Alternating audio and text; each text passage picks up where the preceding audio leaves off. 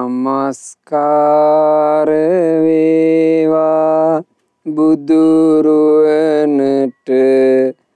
සැමදා බුදු හිමි සරණ යමි. නමස්කාර වේවා ධම්රුවනට සැමදා සදහම් සරණ යමි. නමස්කාර වේවා සංඝරුවනට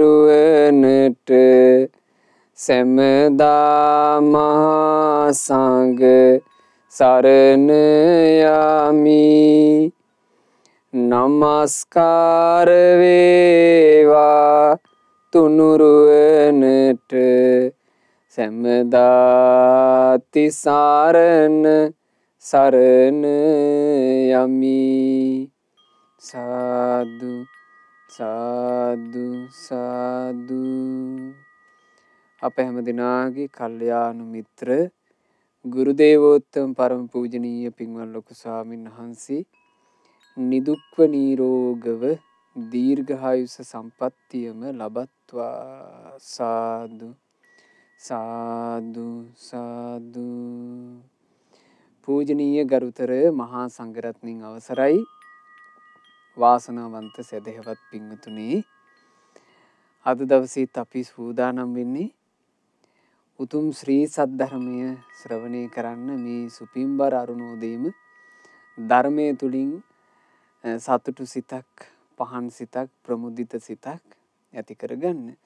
පින්වතුනි, අපට ලැබුණු මේ මනුස්ස ජීවිතය තුළ අපි ලැබූ මහා වාසනාව භාග්‍ය තමයි ලෝකේ සියල්ල අවබෝධ කරපු සම්මා සම්බුදු රජාණන් වහන්සේව සරණ යන්න ලැබීම. ඒ බුදුරජාණන් වහන්සේ ගැන දේශනාවේ තියෙනවා මෙහෙම: උද්දන් තිරියං අපාචීනං යාවතා ජගතෝ ගති. උඩ යට සරසට මේ ලෝකේ යම්තාක් සත්වයෝ සිටිද්ද, යම්තාක් උපද්වේද, සදේවකස්ස ලෝකස්ස, දෙවියන් සහිත වූ මේ සමස්ත ලෝකේ බුද්ධෝ අග්ගෝති පෞච්චති. බුදුරජාණන් වහන්සේට තමයි අග්‍ර උත්තමයා කියලා කියන්නේ. ඒ අග්‍ර වූ බුදුරජාණන් වහන්සේ සරණ යෑමේ භාග්‍ය වාසනාව අපට ලැබුණා. ඒ අග්‍ර වූ බුදුරජාණන් වහන්සේ ගැන හිත පහදවා ගැනීමේ භාග්‍ය අපට ලැබුණා. ඉතින් අද මේ අහන ධර්මය තමන්ගේ හිතේ තියෙන ප්‍රසාදේ තව තවත් බලවත් වීම පිණිසම ඒකාන්තයෙන් හේතු වේවි. බුදුරජාණන් වහන්සේ නම් වූ අග්‍ර උත්තමයන් වහන්සේ ගැන, බුදුරජාණන් වහන්සේ නම් වූ ආශ්චර්ය මනුස්ස රත්නය ගැන ඔබේ සිත් තව තවත් පහදව ගන්නවා කියන අදහසින් යුතුවම අද ධර්මයේ ශ්‍රවණය කරන්න මේ දේශනාවට දායකත්වයෙන් දරනු ලබන්නේ 2022 ජනවාරි මාසයේ 27 වන දින වන අද දවසේ 12 වෙනි ජන්මදිනය සමරන පින්වත් W මෙත්නි පහන්වේ දියණියට සෙත් ප්‍රාර්ථනා කරන අදහසින් ශ්‍රද්ධා මාසික ධර්මදාන සමාජික පින්වතුන් වන W කසුන් ගිම්හානද සිල්වා පියා සහ රාධිකා දර්ශනී මෑණියන් විසිනුයි අද දවසේ මේ උතුම් ධර්ම දානමය පින මේ විදිහට සිද්ධ කරන්නේ. පින්වතුනි, ඒ අපගේ මහා කරුණික බුදුරජාණන් වහන්සේගේ බෝසත් ජීවිතය ගත්තහම උන්වහන්සේ මේ සත්‍යාව සසර කතරින් එතර කරවන්න ඕන කියන කල්පනාව මුලින්ම ඇති කරගත්තේ මීට 20 අසංකේය කල්පලක්ෂයකට පෙර. තමන්ගේ මෑණියන්ව කර තියාගෙන සයුරෙන් එතරට පිහිනලා අවසානයේ අදිෂ්ඨානයක් ඇති කරගත්තා කියනවා මෙහෙම: බුද්ධෝහං බෝධිස්සාමි. මම අවබෝධ කරනවා, අන් අයටත් අවබෝධ කරවනවා. මුත්තෝහං මෝචේ පරි. මං මේ සසර දුකින් නිදහස් වෙනවා, මේ කෙලෙස් වලින් නිදහස් වෙනවා, අන් අයවත් නිදහස් කරවනවා. තින්නෝහං තාරයිස්සාමි. මං මේ සසර කතරින් එතරට තරණය කරලා අන් අයවත් තරණය කරවනවා. සංසාරෝගා මහ භයං. සංසාර සැඩ පහර නම් මහ භයානකයි. ඔහොම තමයි පාරමී ධර්මයන් පුරන තැනට එනකන් අදිෂ්ඨානයෙන් වීරියෙන් යුක්තව ආවේ. ඊට පස්සේ මීට සාරා සංකේ කල්පලක්ෂයකට පෙර ඈත අතීතයේ දීපංකර බුදුරජාණන් වහන්සේගේ පාමුල සුමේද තාපසතුමා විදිහට නියත විවරණ ශ්‍රී ලබාගෙන අපේ ශාස්ත්‍රුන් වහන්සේ බෝධිසත්වයෝ විදිහට පාරමී පිරුවා. ඉතින් මේ පූරිත පාරමී බල ඇතිව මේ මහා භද්‍ර කල්පයේ 4 වෙනි අරහත් සම්මා සම්බුදුරජාණන් වහන්සේ බවට පත්වීම පිණිසයි ඒ උත්තමයන් වහන්සේ මනුලොවට වැඩම කළේ.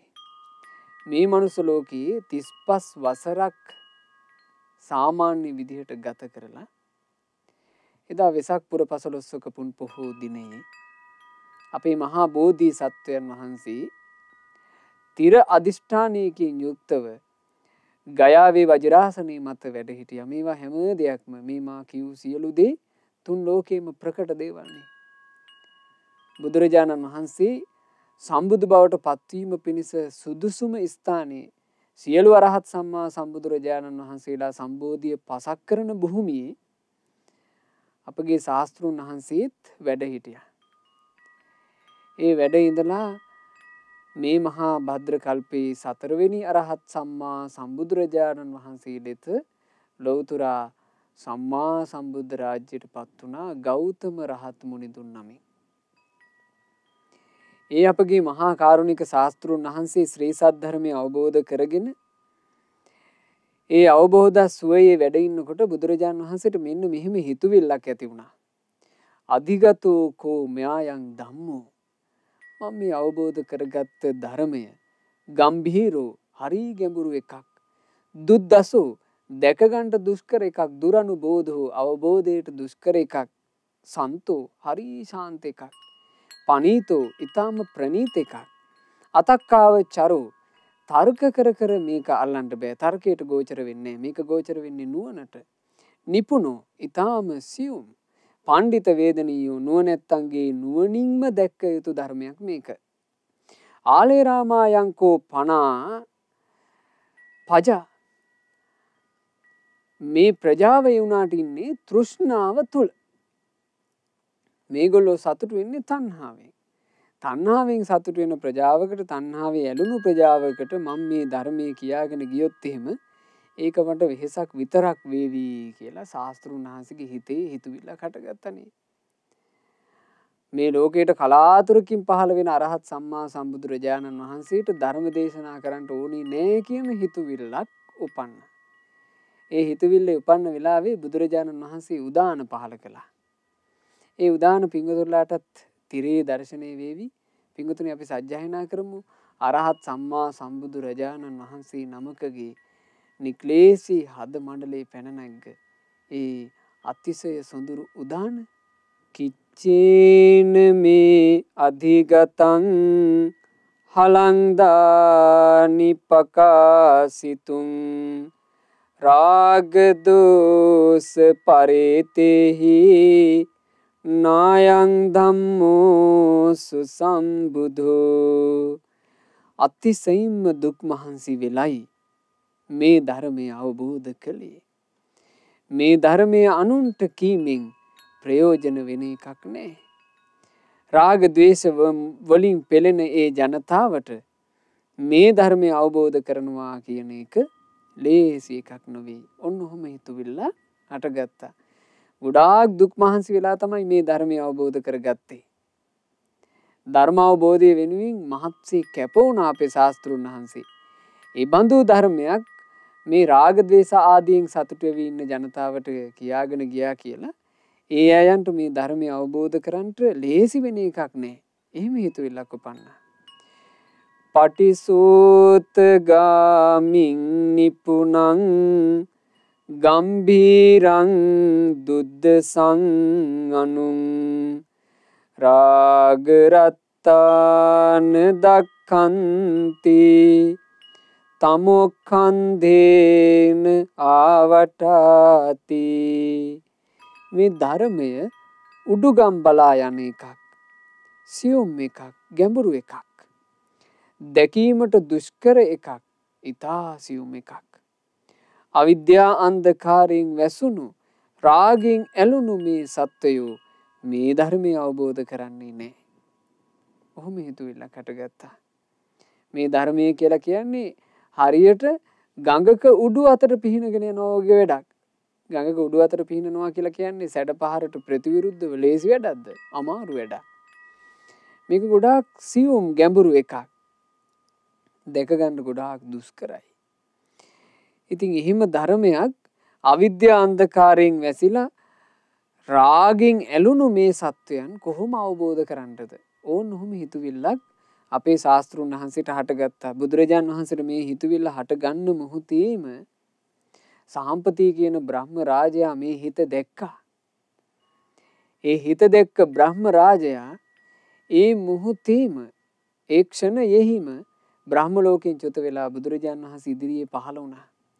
පහළ වී අර එක්රැස් වෙලා හිටපු මහා දෙව්බඹ පිරිසට ඇහෙන විදිහට කිව්වා කියනවා නසතිවත බොහෝ ලෝකෝ භවද්නි ලෝකේ වෙනසින්ටයි යන්නේ විනස්සතිවත බොහෝ ලෝකෝ මේ මුළු මහත් ලෝකේ වෙනසින්ටයි යන්නේ යත්‍ර හිනාම තථාගතස්ස අරහතෝ සම්මා සම්බුද්දස්ස යම් මේ තථාගත අරහත් සම්මා සම්බුදුරජාණන් වහන්සේ නමක් මේ ලෝකේ කලාතුරකින් පහළ වුණාද අප්පසුක්කතාය චිත්තං නමතිනෝ ධම්ම දේශනාය අනේ ඒ බුදුරජාණන් වහන්සේගේ හිත මේ ධර්ම දේශනාවට නැමෙන්නේ නැතුව ගියා. එහෙම සාම්පති බ්‍රහ්ම රාජයා අනෙක් පිරිසට කියලා බුදුරජාණන් වහන්සේට ධම්ම දේශනට ආරාධනා කළා. ඇයි හේතුව? මේ ධර්ම කතාව අරහත් සම්මා සම්බුදු රජුන්ම කළ යුතුයි. ඒ බුදුරජාණන් වහන්සේගේ දේශනාව කියලා කියන්නේ ප්‍රාතිහාර්ය සහිත එකක්. සංසාර ගමනේ පුරන ලද පාරමී බල මහිමෙන් යුක්තව දහම් කතාව කරනකොට ඒ ධර්මයෙන් අන් අයට සෙත සලසා ගන්න පුළුවන්. ඒ ධර්මයේ අනිත් පැත්ත හරවන්න කිසි කෙනෙකුට බෑ. ඒ ධර්මයේ එච්චර බලවත්. ඒ නිසා බුදු කෙනෙකුගේ භාසිතයක් මේ තමන්ගේ කටින් කියනකොට පින්වනුතුනේ අප්‍රමාණ සතුටු වෙන්න. අනේ මේ උහේ නිකන් දේවල් කතා කර කර ඉන්න මේ කටවල් වලින් බුදුරජාණන් වහන්සේගේ ධර්මයේ කියන්න ලැබෙනවා නේ කියලා ගොඩාක් සතුටු වෙන්න. ඒ වගේ එකක් මේ භාග්‍යතුන් වහන්සේගේ ධර්මයේ කියලා කියන්නේ යලි ආපස්සට පෙරලන්න බැරි විදිහට බුදුරජාණන් වහන්සේ දේශනා කරපු එකක්. ඒ ගැන සාම්පති බ්‍රහ්ම රාජයා එදා බුදුරජාණන් වහන්සේගේ ඉදිරියේ මේන්න මෙහිම ගාථාවෙන් ධර්ම දේශනාවට ආරාධනා කළා. අද දවසේත් අපි හරියට බුදුරජුන්ට දහම් දෙසුමට ආරාධනා කරනවා වගේ මේ ගාථාවන් සජ්ජායනා කරමු අපි. පාතුර හෝසි මගදේසු පුබ්බේ ධම්මෝ අසුද්ධෝ සමලේහි චින්තිනෝ අවාපුරේ තං අමතස්ස ద్వාරං සුනන්තු ධම්මං විමලේනානුබුද්ධං. ඉස්සර මගද ජනපදයේ කෙලෙස් සහිත උදවිය විසින් හිතපු අපිරිසිදු ධර්මයක් පහළ වෙලා තිබුණේ. එහින් මේ අමා නිවන් දොරටුව විවෘත කරන සේක්වා නිර්මල ප්‍රඥා ඇති බුදුරජාණන් වහන්සේගේ ධර්මය නුවණැත්තු අසත්වා ඔන්න ආරාධනා කළා. ස්වාමීනි අමෘත නිවන පිණිස දොරටුව විවර කරන සේක්වා. මොකද මේ මගධ ජනපදයේ ඉස්සර හරියට තිබුණේ මිසදිටුවමයි. බුදු කෙනෙකුගේ පිරිසිදු ධර්මයක් තිබුණේ. දැන් අරහත් සම්මා සම්බුදුරජාණන් වහන්සේ පහළ වෙච්ච මොහොතේ ස්වාමීනි අන් අයටත් අමා නිවනේ දොරටුව විවර කරනාසේක්වා නිර්මල ප්‍රඥා ඇති බුදුරජුන්ගේ ධර්මය නුවණැත්තු අසත්වා. ඔන්න ඔහොමයි බ්‍රහ්මයෝ මේ ධර්ම දේශනාවට ආරාධනා කළේ. ඒ ආරාධනාව තුළ තව මෙහෙම කියවුණා. සීලේ යතා පබ්බත මුද්ධ නිට්ඨිතෝ යථාපි පස්සේ ජනතං සමන්තතෝ තතුපමං ධම්මමයං සුමේධ පාසාද මාරුයිහ සමන්ත චක්ඛු සෝකාවතින්නං ජනත මපේත සෝකෝ අවෙක්ඛස්සු ජාති ජරා විභූතං. ආරාධනා කළා බ්‍රහ්ම රාජයා ශෛලමය පර්වතයක් මුදුනට නැගගත්තු කෙනෙක් හාත්පස සිටින ජනතාව දිහා බලනවා වගේ මහා ප්‍රඥ වූ හාත්පස දකින නුවණැස ඇත්තා වූ බුදුරජාණන් වහන්සේ සද්ධර්මයෙන් කරන ලද ප්‍රාසාදයට නැගී ශෝක රහිත සිතින් ඉපදීම් වලින් ජරා වලින් පෙළෙන ශෝකෙහි ගිලුණු ජනතාව දෙස බලනසේක්වා. උන්න ආරාධනා කරපු ආකාරය බලන්න අපගේ ශාස්ත්‍රූන් වහන්සේට ඒ බ්‍රහ්ම රාජ්‍යය දැක්වූ ගෞරවේ. බුදුරජාණන් වහන්සේගේ ප්‍රඥාව ගැන කිව්වේ ස්වාමීනී ප්‍රඥා ප්‍රාසාදයට නැගී මේ දුකින් ශෝකයෙන් පෙළෙන ජනයා දෙස බලනු මැනවි. උට්ටේහි වීර විජිත සංගාම සත්වාහ අනන විචර ලෝකේ දේසස්සු භගවා ධම්මං අඤ්ඤාතරෝ භවිස්සන්තිති. මාර යුද්ධයෙන් දිනු මහා වීරයන් වහන්සේ නැගී සිටින සේක්වා. උතුම් ගැල් කරුවාණන් වහන්සේ ණය නැති උතුමාණන් වහන්සේ ලොව පුරා සැරි සරණ සේක්වා. භාග්‍යතුන් වහන්සේ සදහම් දෙසන සේක්වා. අවබෝධ කරන අය ඇති වෙනවාමයි. ඔන්න ඔහොම බ්‍රහ්මය ආරාධනා කළා. ස්වාමීනි දහම් දෙසන සේක්වා. තථාගතයන් වහන්සේ දහම් දේශනා කල්හි අවබෝධ කරන අය පහළ වෙනවාමයි කියලා බුදුරජාන් වහන්සේට සාම්පති බ්‍රහ්මරාජය ආරාධනා කරනකොට තිලෝගුරු බුදුරජාණන් වහන්සේ තථාගතයන් වහන්සේගේ බුදු ඇසින් ලෝකේ බැලුවා. ඒ බුදු ඇස කියලා කියන්නේ අසාධාරණ ඥාන දෙකක්. අසාධාරණ ඥාන කියලා කිව්වේ ඒක ශ්‍රාවකයන්ට සාධාරණ නැති නිසා බුදු කෙනෙකුට විතරයි. ඒ මොනවද පින්වතුනි ඥාන? එක ඥානයකට කියනවා ඉන්ද්‍රිය පරෝපරියත්ත ඥානය. මේ සත්වයන්ගේ ජීවිත තුල ශ්‍රද්ධා, විරිය, සති, සමාධි, ප්‍රඥා කියන ඉන්ද්‍රිය ධර්ම පිහිටලා තියෙන්නේ කොහොමද? මෝරලා තියෙන්නේ කොහොමද? මෝරන්නේ කොහොමද? සියල්ල දැකිය හැකි ඥානය. ඊළඟට බුදුරජාන් වහන්සේට තිබෙනවා ආසයානුසය ඥානය කියන අසාධාරණ ඥානය. මේ සත්‍යය මොන මොන වගේ කෙලෙස් ඇසුරු කරනවාද, මොන මොන වගේ සසර දෝෂ තියනවාද ඔක්කොම දකින්න පුළුවන්. එහෙම දකින්නකොට බුදුරජාන් වහන්සේට මේ සත්‍යයව පෙනිච්ච විදිහ උපමාවකින් කියනවා. හරියට නෙළුම් පොකුණක් වගේ කියනවා. නෙළුම් පොකුණේ ඇතුම් නෙළුම් තියෙනවා හොඳට මෝරලා. ඇතැන් ඒවා තියෙනවා ඒවා එහෙම මෝරලා නැහැ. ඇතැන් ඒවා මෝරන්ට හිතලාවත් නැහැ. ඒ වගේ මේ සත්ත්ව ප්‍රජාවේ ඇතමෙක්ගේ මෝරා ඇති ඉඳුරන් තිබේ. හොඳට ප්‍රඥාවද තිබේ. අවබෝධයට පිනද තිබේ. ඇතමෙකුට එසේ නැත. ඉතින් බුදුරජාණන් වහන්සේ ආන්නේ මොහොතේ සත්වයාගේ ස්වභාවය මෙහිමනේ කියලා දැකලා මෙන්න මේ ගාථා රත්නය දේශනා කරමින් තමයි දහම් දෙසීම ආරම්භ කළේ. මේ වදාළේ භාග්‍යවත් බුදුරජාණන් වහන්සේ. අපාරුතා තේසං අමතස්ස ద్వාරා යේසෝතවන්තෝ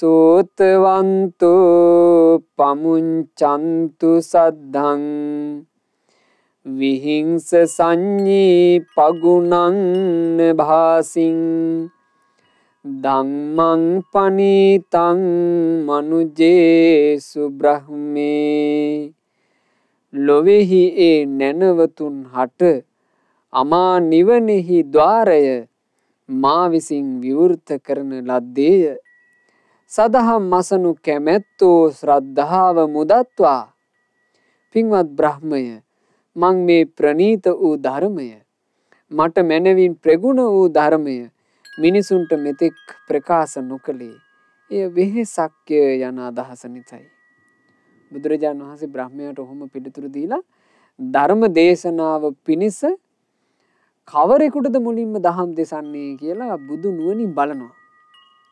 ඒ බලද්දී බුදුරජාණන් වහන්සේ නිවන සොයාගෙන එනකොට මහා බෝධිසත්වයන්ගේ කාලේ ගුරුවරු වෙච්චි ගොඩාක් විරාගී ජීවිත ගත කරපු දෙන්නෙක් හිටියා. ආලාර කාලාමත් උද්දක රාමපුත්තත්. ඒ දෙදෙනාම කාලක්‍රියා කරලා හැබැයි බුදුරජාණන් වහන්සේ සම්බෝධියට පත් වෙනකොට දෙදෙනාම කලුරිය කරලා දෙදෙනා ඉපදිලා තින්නේ දීර්ඝායුෂ ඇති අසඤ්ඤ සත්ත්ව ලෝකවල. ඒ නිසා ඒ අයට දහම් දෙසුවත් ඒ ධර්මයට අවධානයක් යොමු කරන්න පුළුවන්කමක් නැත්තේ නෑ. ඊට පස්සේ බුදුරජාණන් වහන්සේ බැලුවා තමන් වහන්සේ සම්බෝධිය පසක් කිරීම පිණිස ආර්ය පරිේෂණයේ යෙදෙන කාලේ. ඒ ආර්ය පරිේෂණයටනේ අපි කියන්නේ දුෂ්කර ක්‍රියා කියලා. ඇතර මේකට දුෂ්කර ක්‍රියා කියලා මතක තියාගන්න එපා වින්තුනි. ආර්ය පරිේෂණය කියලා මතක තියාගන්න. මේ ලෝකේ කෙරිච්චි උතුම්ම පරිේෂණේ. අදත් එක එක පරීක්ෂණ කරනවානේ. මිනිස්සු එක එක පරීක්ෂණ කර කර එක එකව හොයනවානේ. ඒව එකක්වත් ආර්ය නේ, අනාර්යයි. බුදු කෙනෙක් කරපු පරීක්ෂණයට කියනවා ආර්ය පරිේෂණය. ආනේ ආර්ය පරිේෂණය කරන කාලේ ශාස්ත්‍රූන් වහන්සේට නොඑක ආකාරයෙන් අප උපස්ථාන කරපු උදව් කරපු ශාස්ත්‍රූන් වහන්සේ අවබෝධ කරන ධර්මයක් අවබෝධ කරගන්න අදහසින් හිටපු 5 දෙනෙක් ඉන්නවා.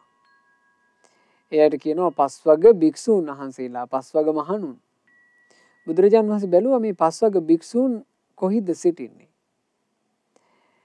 ඒ අය ඒ වෙනකොට බරණැස් වන මිගදායේ බුදුරජාණන් වහන්සේ ගයාවේ සිට බරණැස් වන මිගදාය තෙක් ගමන් ආරම්භ කළා.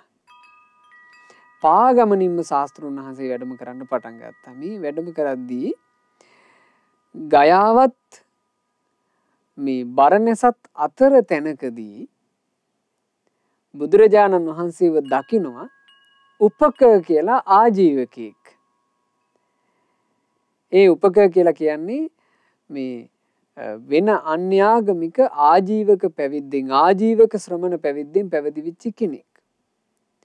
මේ උපක කියන ආජීවකයා බුදුරජාණන් වහන්සේ දැක්ක ගමන් බලවත්ව හිත පැහැදුනා. බුදුරජාණන් වහන්සේ දෙස ආසාවෙන් බලාගෙන ඉඳලා මේ උපක කියනවා, පින්වත් ශ්‍රමණය, ඔබ හරි පුදුම කෙනෙක්නේ. ඔබේ මුව මණ්ඩල බැබලෙනවා. ඔබ බොහොම සතුටින් ඉන්නවා. ඔබ මොකද්ද සුන්දර දෙයක් අවබෝධ කරපු බව ඔබට බාහිර පෙනුමෙන්ම පේනවා. ඔබ ගැන මං කොයි විදිහටද දැනගත යුත්තේ? ඔබ කාගේ ධර්මයක්ද අවබෝධ කළේ? ඔබේ ගුරුවරයා කවුද? එහෙම විමසුවා. ඒ විමසන වෙලාවේ ශාස්ත්‍රූන් වහන්සේ පිළිතුරු දීපු විදිහ හරීම ලස්සනයි. ඒ බුදුරජාණන් වහන්සේ පිළිතුරු විදිහට උපක ආජීවකට පැවසූ ගාථාවන් අපිට ධම්මපදයේ තණ්හා වර්ගයේදී හමු වෙනවා. තණ්හා වර්ගයේ 20 වෙනි ගාථා රත්නය. බුදුරජාණන් වහන්සේ මොහොතේ මෙන්න මෙහිමයි උපකට තමන් වහන්සේව හඳුන්වලා දුන්නේ. සබ්බා විභූ සබ්බ විදුහමස්මි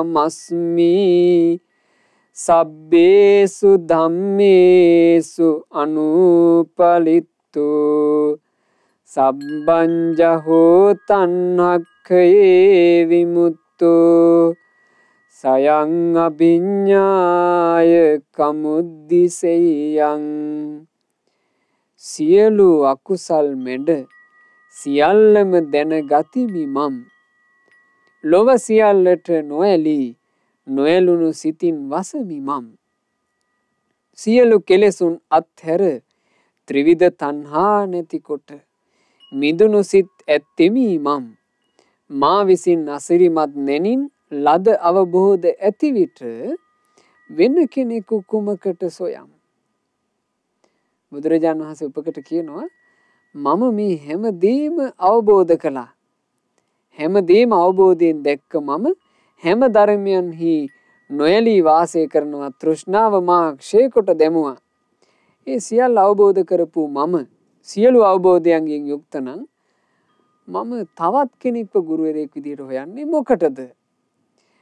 නමේ ආචාරියෝ අත්ති සදිසෝ මේන විජ්ජති සදේව කස්මින් ලෝකස්මින් නත්ති මේ පටි පුග්ගලෝ. මට ගුරුවරයෙක් නෑ, මට සමාන කෙනෙකුත් නෑ. මේ දෙවියන් සහිත ලෝකයේ මට සමාන කෙනෙක් සොයා ගන්නටත් නෑ. මේ කවරෙක්ද අපි සරණ ගියපු අපේ අරහත් සම්මා සම්බුදු රජාණන් වහන්සේ.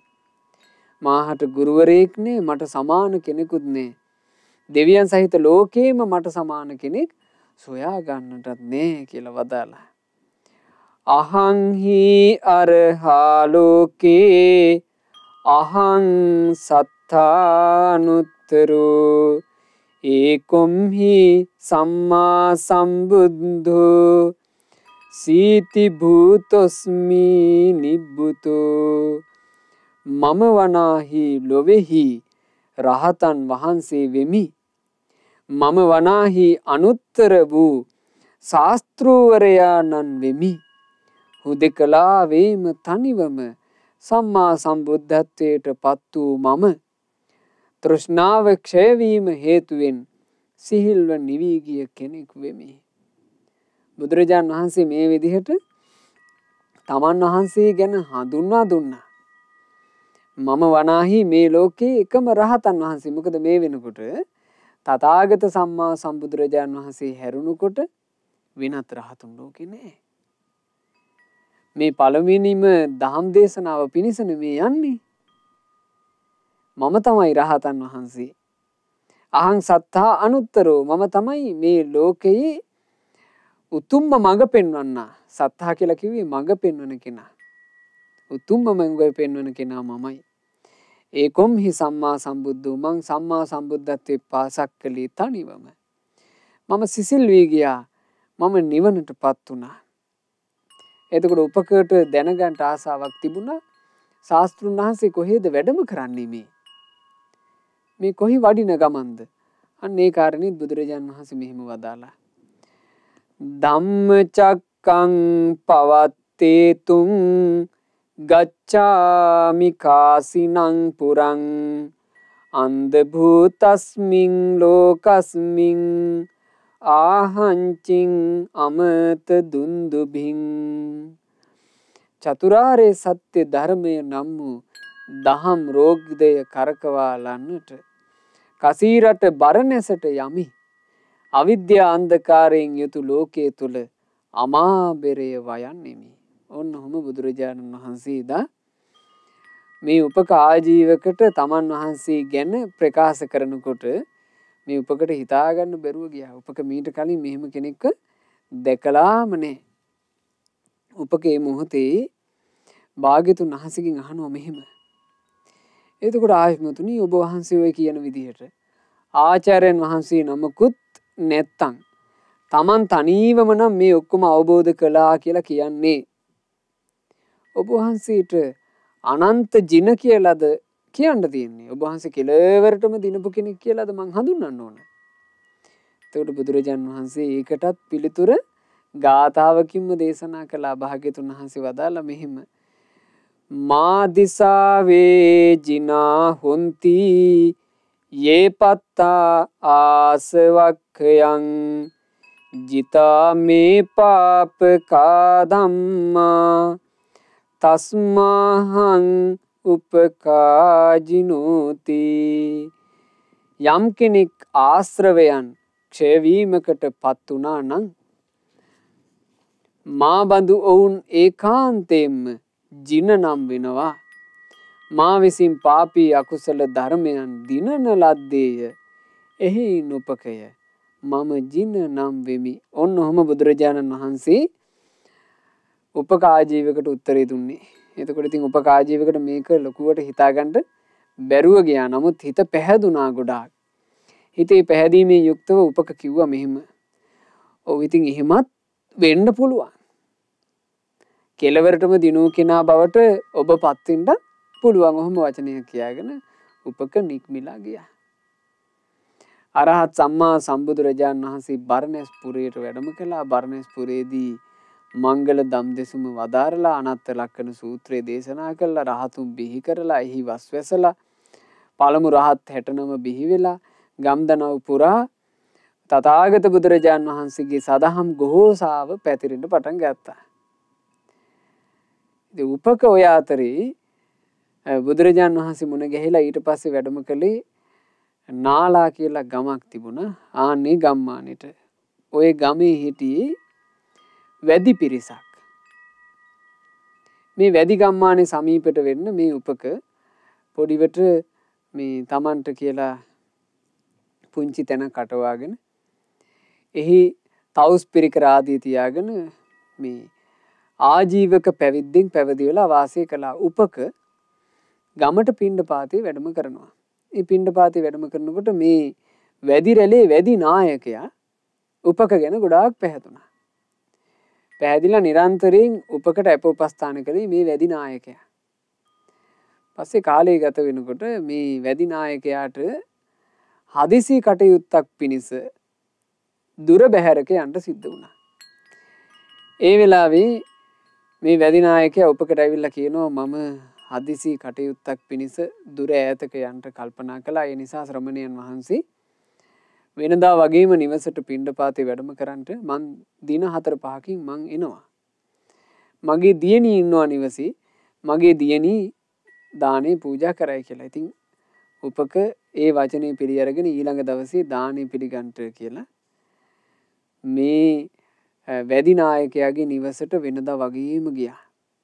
එදා වැඩි නායකයාගේ දුව තමයි බත් ගෙඩියක් තියාගෙන හිටියේ මේ උපකාජීවකට පූජා කරන්න. ඇගේ නම චාපා. පුදුම ලස්සනයි. චාපාව දැක්ක ගමන් උපකට මේක දරා ගන්න පෙරුව ගියා. චාපා පිළිබඳව මේ හිතුවිලි එන්න පටන් ගත්තා. උපකට අර පැවිද්ද සම්පූර්ණයෙන් එපා වුණා. චාපා සම්බන්ධයෙන් හිතුවිල්ලේ පටලැවි වාසය කළා. වැඩි නායකයා ආවට පස්සේ ওই කාරණේ දැනුම් දීලා මේ වැඩි නායකයාගේ කැමැත්ත පිටම උපක චාපාගේ නිවසේ නැවතුණා. දැන් උපක තමයි චාපාගේ ස්වාමී පුරුෂයා. චාපා හරි ලස්සනයි. චාපා උපකටත් ආදරෙයි.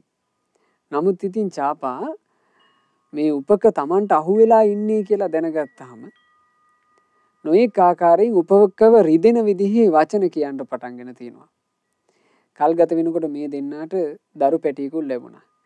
දැන් දරු පැටිය ලැබුණාට පස්සේ චාපා ඒ දරු පැටියාව නලවනවා.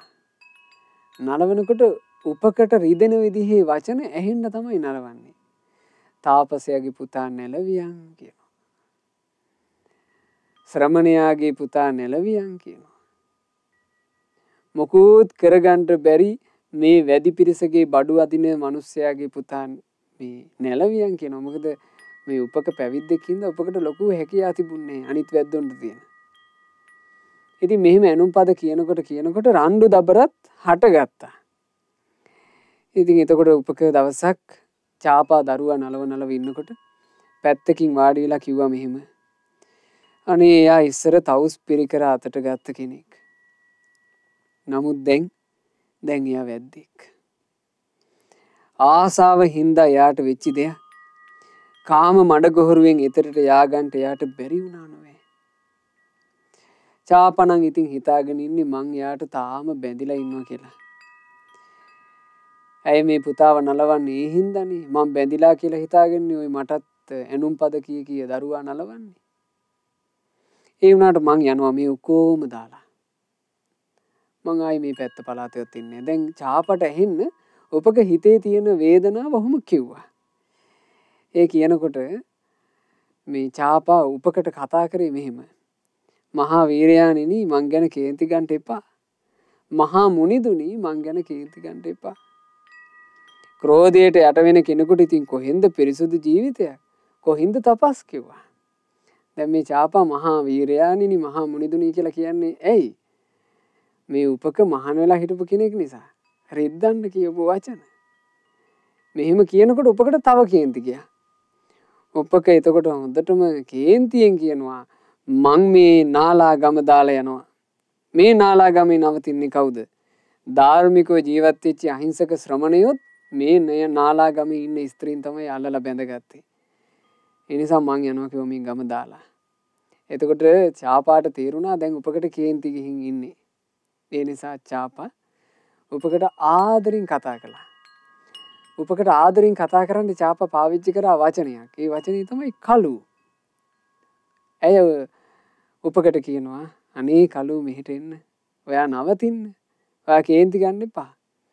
කලින් වගේම අපි ඉතින් කාම සම්පත් අනුභව කරලා සතුටින් ඉමුකෝ. ඔයාට අපි නෑදෑයෝ කොච්චර ආසයිද? මගේ ඥාති ඔක්කොම ඉතින් ඔයාට වසඟ වෙලා ඉන්නේ. ඔයා බොරුවට නෙවෙයි තරහ ගන්නේ කියලා. දැන් චාපා උපකට කියනවා. එතකොට උපක කියනවා චාපා ඔයා දැන් මට ඔය කියන කතාවලින් 4න් පංගුවක් මට කියලාවත් ඔයාට බෑ මාව නවත්ත ගන්න. ඔයාට ඇලුණු මිනිහෙකුට නම් ඔයා ඔච්චර කතා කියන්න දෙයක් නෑ. ඕකෙන් චුට්ටක් කිව්වත් ඇලිලා ඉඳී. නමුත් දැන් ඔය කියන විදිහේ කතා මට හරියන්නේ නෑ. ඒ නිසා කරුණාකරලා ඔය කතාව නවත්තන්න කිව්වා. එතකොට මේ චාපා තමන්ට උපක ආදරෙන් කියපු කතා ප්‍රේම ආලිංගනයෙන් ඉන්නකොට කියපු කතා මතක් කළා. මොනවද මතක් කළේ? අහනවා කළු කන්දක් මුදුනක යවුන් කිනිහිරි මල් ගහක් තියෙනවා. ඒ මල් ගහේ ලස්සනට මල් පිපිලා තියෙන්නේ. ඒ වගේම ලස්සනට මල් පිපිච්චි දෙලුම් ගහක් තියෙනවා. දූපතක් මැද්දේ තියෙනවා ලස්සනට මල් පිපී ගියපු පළොල් ගහක්. ඕන්න උපක චාපාට කියලා තියෙන උපමා. මේ චාපාව වර්ණනා කරන්නට උපක කියලා තියෙනවා ඔයා හරියට කන්දක් මුදුනේ තියෙන කිනිහිරි මල් ගහක් වගේ කියලා තියෙනවා. දැන් චාපා මතක් කරනවා මතකද එහෙම කිව්වා. ඒ මල් ගහේ ලස්සනට මල් පිපිලා තියෙනවා වගේ ඔයාගේ ලස්සන මතකද එහෙම කිව්වා. ඒ වගේම ලස්සනට මල් පිපිච්ච දෙලුම් ගහක් තියෙනවා. ඔයා හරියට මල් පිපුණු දෙලුම් ගහක් වගේ කියලා මට කිව්වා මතකද? දූපතක් මැද්දේ තියෙන ලස්සනට මල් පිපිච්ච පළොල් ගහක් වගේ මං කියලා ඔයා කිව්වා මතකද? එකක් ගානේ මතක් කළා. රත් අඳුන් ගාපු ශරීරයක් තියෙන උතුම් කසී සලු පොරවන ලස්සන රූපයක් තියෙන මාව අත්හැරලා දාලා යන්න පුළුවන් කාටද? ඔයා කොහොමද ඒක කරන්නේ? මං වගේ ලස්සන කෙනෙක් ඔයාට අත්හැරියකි. ඔන්න එහෙම කියනවා. එතකොට උපක කියනවා ලිහිණි වැද්දා කැමති වුණා ලිහිණියාව හිර කරලා තියාගන්න. නමුත් ඔයාගේ රූපෙන් ආයෙත් නම් මාව අල්ලන්න බෑ. එතකොට චාපා කියනවා කලු එහෙම කියන්න එපා. මේ මගේ අතේ ඉන්න පුතා මෙයාව ලැබුණේ ඔයා නිසා. ඉතින් ඔයා දැන් සාමාන්‍ය සැමියෙක් නෙවෙයි. ඔයා තාත්තා කෙනෙක්. ඔයා දරුවෙක් ඉන්න මිනිස්සෙක්. ඒ නිසා ඔහොම කතා කියන්න එපා. ඔයා කොහොමද දරුවා ඉමාවය දාලා යන්නේ? එතකොට කියනවා චාපා නුවණ තියෙන මිනිස්සු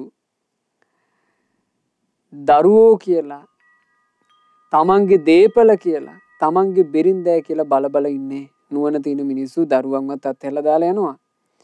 ඒ වගේම තමන්ගේ දීපල වස්තුව නෑදෑයිනුත් අත්හැරලා දාලා යනවා. මහා හස්ති රාජෙක් දන්වැල් කඩාගෙන යනවා වගේ නුවණ තියෙන මිනිසයා යන්න යනවා. නිසා මට ඕවා මහ ලොකු දේවල් නෙමෙයි කිව්වා. කිව්ව ගමන් මේ උපකගේ කතාවට දැන් චාපාට හිතෙනවා යයිම කියලා. චාපා කේන්ති ගත්තා. කේන්ති අරගෙන චාපා කිව්වා එහෙමද? දැන් ඔහේ ලැහැත්ති මාවයි දරුවයි දාලා යන්නද? මේ ගෙදරින් අඩියක් තියන්න ලැහැත්ති වුණොත් මම පොල්ලක් අරගෙන මේ පුතාව මරනවා. මම පොල්ලක් අරගෙන මේ පුතාට ගහලා මරනවා. ඔහේ ගෙදරින් අඩියක් තිබ්බොත් එහෙම. එතකොට දරු දුක නිසා ਸੰతాපයටපත් වෙන ඔහේට ගෙයින් එළියට අඩියක් යන්න හම්බ වෙන්නේ. ඒ නිසා මං එහෙම කරනවා කියලා දැනගන්න කිව්වා. එතකොට මේ උපක කියනවා ඒ ලාමක ගැහණි ඔහොම නෙවෙයි. මේ පුතාව මගේ ඇස්පනා පිට හිවලුන්ට කණ්ඩ දැම්මත් මං යන ගමන ඔහෙට නවත්තන්න බෑ. මං දැන් හිත එකලස් කරගෙන ඉවරයි. මංගේ මහා වීරයන් වහන්සේ හොයාගෙන යනවා. මට මේ පුතෙක් ඉඳා ආයිමත් නවතින්න බෑ. දැන් බලන්න මේ අර උපකගේ හිතේ සම්බුදුරජාන් වහන්සේ මුණ ගැහිච්ච එක තමයි දැන් හොල්මන් කරන්නේ. චාපට තේරුණා මේ කතා බහත් එක්ක උපකව යලිත් නවත්තන්න බැරි මට්ටමට. ඇයි මේ මහාන වෙලා හිටපු කෙනෙක්නේ. ගිහි ජීවිතේ එපා වෙලා පැවිදි වෙලා හිටපු කෙනෙක් අර ස්ත්‍රිය මුණ ගැහිච්ච මොහොතේ යලි නෙමුණාට දැන් යලිත් ගිහිගේ අත්හැරින්න හිතිලා. චාපා කියනවා හරි කලු මගේ ස්වාමීනි. හා හොඳයි. එහෙමනම් දැන් කියන්න ඔයා මාවයි පුතයි දාලා කොහෙද යන්නේ? කොයි ගමටද? කොයි නියංගමටද? කොයි නගරෙටද? කොයි රාජධානියටද? කවුරු හොයාගෙනද ඔයා යන්නේ? ඔයා යන ගමනේ තේරුම මොකද්ද? ඕන්න එතකොට උපක කියනවා චාපා ඉස්සර අපි ශ්‍රමණයන් නොවීම ශ්‍රමණයන් කියලා හිතාගෙන හිටියේ. පිරිස් පිරිවරාගෙන අපි ගමින් ගමට නගරෙන් නගරයට ගියා. නමුත් මට ආරංචි වුණා ඒ භාග්‍යතුන් වහන්සේ යම් දවසක මම දැක අනන්ත ජිනයන් වහන්සේ කියලා අතිශයින්ම හිත් පහන් කරගත්ත ඒ භාග්‍යතුන් වහන්සේ මේ වෙනකොට නීරංජරා ගංගා තීරයේදී හැම දුක් අවසන් කරන ධර්මයේ දේශනා කරනවා කියලා මට ආරංචි. උන්වහන්සේ නීරංජරා ගංගා තීරයේ වැඩ ඉන්නවා කියලා මට ආරංචි. චාපා මම මේ වෙලාවේ යන්නේ උන්වහන්සේ ළඟටයි. උන්වහන්සේ තමයි මගේ ශාස්ත්‍රුන් වහන්සේ. උන්වහන්සේ මට පිහිටක් වෙනවමයි. චාපා මං මේ පිහිට පතාගෙන යනවා කිව්වා. හරි පුදුමයි සංසාරයේ තිබුණු පින. චාපාට බුදුරජාන් වහන්සේ ගැන කියනකොට අර උපකගේ ගමන නවත්තන්න හිතෙන්නේ. චාපා කියනවා අනේ එහෙනම් කලු ඔයා යන්න. ඒ ලෝකනාත වූ අනුත්තර මුනිදුන්ට මාත් වන්දනා කළා කියලා කියන්න. උන්වහන්සේව ප්‍රදක්ෂිනා කරලා මගේ නමින් වන්දනා කරලා අනේ කලු මටත් පින් දෙන්න. ඔයා පරිස්සමෙන් යන්න කිව්වා. එතකොට උපක තමන්ගේ බිරිඳට කියනවා ඔව් චාපා. ඔයා කියන විදිහටම ඒ පින අපිට ලබා ගන්න පුළුවන්. මං ලෝකනාථයන් වහන්සේ වන්දනා කරද්දී ඔයාගේ වැඳීම ගැනත් කියන්න. උන්වහන්සේව ප්‍රදක්ෂිනා කරලා වන්දනා කරලා ඔයාගේ නමින් පිනුත් දෙන්න. ඉතින් එහෙම කියලා උපක එදාම පිටත් වුණා. උපක පිටත් වෙලා යනවා නීරංජරා ගන්තිර දක්වාම තථාගත මුනි රජාණන් වහන්සේ උපක එන බව දැනගෙනම නීරංජර ගන්තිරේ වැඩ හිටියා. උපකව හමු වුණාට පස්සේ බුදුරජාණන් වහන්සේ උපකට දහම් දෙසුවා. කුමක්ද ධර්මය? ලෞතර සම්මා සම්බුදුරජාණන් වහන්සේ නමක් විසින්ම පමණක් ලෝකය අවබෝධ කරන මේ සත්‍යව සංසාර කතරින් එතරටම පමුණුවන ඒ අසිරිමත් අවබෝධය චතුරාර්ය සත්‍ය ධර්මය බුදුරජාණන් වහන්සේ දා උපකට දේශනා කළා. දුක්ඛං දුක්ඛ සමුප්පාදං දුක්ඛස්සච අතික්කමං අරියච්ඡට්ඨංගිකං මග්ගං දුක්ඛෝප සමගාමිනං. ආන්නේ තමයි චතුරාර්ය සත්‍ය. බුදුරජාණන් වහන්සේ උපකට සංසාර ගමනේ යන සත්වයාට තියෙන දුක ගැන කියලා දුන්නා. ජාතිපි දුක්ඛා ඉපදීම දුකය, ජරාපි දුක්ඛා නාකිවීම දුකය, ව්‍යාධිපි දුක්ඛෝ ලෙඩවීම දුකය, මරණම්පි දුක්ඛං මිය යාම දුකකි. අපේහි සම්පයෝගෝ දුක්ඛෝ අප්‍රියමනාප දෙයත් එක්ක එක්වන්නට සිදුවේ එයද දුකකි. පියෙහි විප්පයෝගෝ දුක්ඛෝ ප්‍රිය දෙයින් වෙන්වන්නට සිදුවීමද දුකකි. යම් පිච්ඡන්න ලබ්ධති තම්පි දුක්ඛං යමක් කැමති වෙනවාද එය නොලැබීමද දුකකි. ශෝක පරිදේව දුක්ඛ දෝමනස් උපායාසාපි දුක්ඛා ශෝක වැළපීම් දුක් දුම්නස් සුසුම් හෙලීම් යනු දුකකි. සංකිට්ඨේන මේ සියලු දුක හකුලුවා පංච උපාදානස්කන්ධා දුක්ඛා පංච උපාදානස්කන්ධයෝම දුකයයි කියයි. දුක ඊළඟට බුදුරජාණන් වහන්සේ වදාලා දුකට හේතුව නම් තෘෂ්ණාවමයි. කාම තණ්හා භව තණ්හා විභව තණ්හා කියන මේ තෘෂ්ණාව. දුකේ නැතිවීම දුක්ඛ නිරෝධය මේ තෘෂ්ණාව යම් තැනක නැද්ද තණ්හක්ඛයෝ නිබ්බාණං. තෘෂ්ණාව නැති නිර්වාණයමයි සැනසුම. ඒ දුක නිරුද්ධ කරන්න තියෙන ප්‍රතිපදාව දුක් සංසිඳවන මාර්ගය අය මේ වාරියෝ අට්ඨංගිකෝ මග්ගෝ ආර්ය අෂ්ටාංගික මාර්ගයයි. එනම් සම්මා දිට්ඨිය, සම්මා සංකල්ප, සම්මා වාචා, සම්මා කම්මන්ත, සම්මා ආජීවය, සම්මා සති, සම්මා සමාධි. මේ ආර්ය අෂ්ටාංගික මාර්ගය බුදුරජාණන් වහන්සේ විසින් උපකට දේශනා කළා. උපක මේ ධර්මය අහනකොට ඒ ධර්මය අවබෝධ කරගෙන මේ බුද්ධ ශාසනයේ උතුම් රහතන් වහන්සේ නමක් බවට පත් වුණා. උපකත් රහතන් වහන්සේ නමක් බවට පත් වුණා. පස්සේ කාලයක චාපාත් ගිහි ගෙදරින් නික්මුණා. එයත් බුදුරජාන් වහන්සේ සොයා පැමිණ බුදුබණ අසා අරහත් උත්තමාවියක් බවට පත් වුණා. බුදු කෙනෙක් ලොවට පහළ වීම නම් ඒකාන්ත සැපයකි. ඒකාන්ත සැපයකි. ඒ අරහත් සම්මා සම්බුදුරජාණන් වහන්සේගේ පහළවීම නිසා නේද මේ සියලු අසිරිය, මේ සියලු පුදුම සහගත දේ අපි මේ විදිහට ශ්‍රවණය කරන්නේ. ඒ නිසා පින්වතුනි, තථාගත අරහත් සම්මා සම්බුදුරජාණන් වහන්සේ ගැනම අපේ හිතේ තියෙන ප්‍රසාදය තව තවත් අපි වැඩි කරගත යුතුමයි. ඒ බුදුරජාණන් වහන්සේගේ සරණටපත් වෙලා මහා පින් තියන අය නිදහස් වුණා කියන කාරණේ සිහි කර කර අපිත් උත්සාහවත් වෙන්න ඕනේ බුදුරජාණන් වහන්සේගේ ශාසනයේ සරණ ලබාගෙන ඒ බුදුරජාණන් වහන්සේගේ ශ්‍රාවකයෝ විදිහට මේ සාංශාරික ගමනින් නිදහස් වීමක් සලසා ගන්නටයි. ඉතින් අපි හැමදෙනාට බුදුරජාණන් වහන්සේගේ උතුම් සම්බුද්ධ ශාසනයේ මුණ ගැහිච්ච මේ දුර්ලභ මනුස්ස ජීවිතේ බුදු සසුනේ පිහිට ලබා ගන්න තථාගත අරහත් සම්මා සම්බුදුරජාණන් වහන්සේගෙන බලවත් චිත්ත ප්‍රසාද ඇති ශ්‍රාවකයෝ බවට පත්වෙන්න වාසනාව ලැබේවා. සාදු සාදු සාදු. අද දවසේ 12 වෙනි උපන්දිනයේ සමරන W මෙත්නි පහන්වී දියණියට මේ සියලු පුණ්‍ය ධර්මයන්ගේ ආශිර්වාදය, රත්නත්‍රයේ ආශිර්වාදය, සියලු දෙවියන්ගේ ආශිර්වාදය නොඅඩුවම සැලසේවා. නිරතුරුව කලන මිතුරු ඇසුරම ලැබේවා. බුදුරජාණන් වහන්සේ සරණ ගියපු ශ්‍රාවක දුවක් බවට පත් වෙලා සම්බුදු සසුනේ චතුරාර්ය සත්‍ය ධර්මය අවබෝධ කරන්ට වාසනාව ලැබේවා. සාදු සාදු සාදු.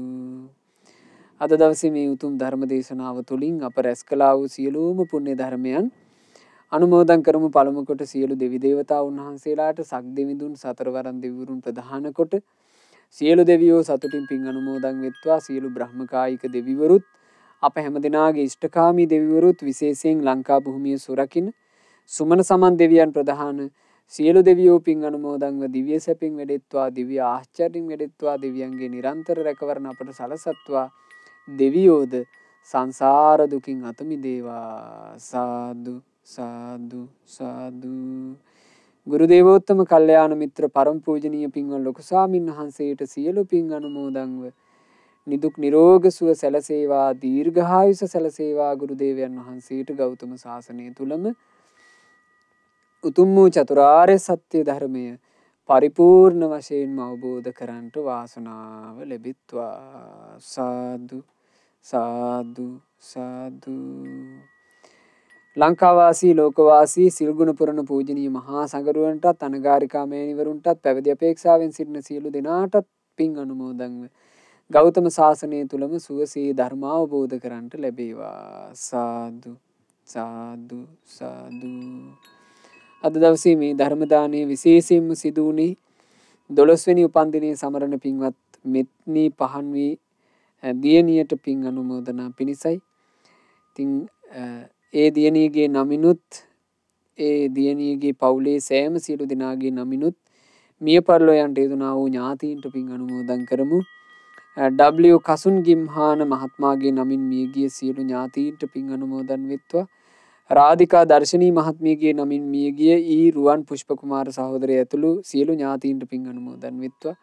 මියගිය ඥාතීන්ගේ පරලෝ ජීවිත සැපයටම පත්වෙත්වා. ඉක්ම භවයකදීම ඥාතීන් සංසාර දුකින් අත මිදෙත්වා කියන ප්‍රාර්ථනාවෙන් යුතුව පින් අනුමෝදනා සිදු කරන්න. රැස් කළා වූ දාරතර පුණ්‍ය ධර්මයන් සුජීවත්ව සිටින ගාමිණී පියාට සහ ජනිතා මෑණියන් ඇතුළු පවුලේ සියලු දෙනාටත් සිරිසේන පියාට සහ ආර්යවතී මෑණියන්ටත් සහෝදරයාටත් සහෝදරිය ඇතුළු පවුලේ සියලු දෙනාටත් නෙත්ම මල්ෂාන් පුතාටත් මේ සියලු පුණ්‍ය ධර්මයෝ අනුමෝදන් වෙත්වා. අද දවසේ ධර්ම දානමය පින සිද්ධ කරන පින්වත් W කසුන් ගිම්හානද සිල්වා මහත්මයාටත් රාධිකා දර්ශනී මහත්මියටත් ශ්‍රද්ධා මාසික ධර්ම දාන සමාජික පිරිසවන ඒ පින්වතුන්ලාට ඒ වගේ මේ අයගේ අද දවසේ ජන්මදිනයේ සමරන දුවවන W මෙත්නි පහන්වී දියණියටත් මේ සියලුම පින් අනුමෝදන් වෙලා සියලු දෙනාට සියලු යහපත සියලු අභිවෘද්ධිය සැලසේවා. ජීවිතවල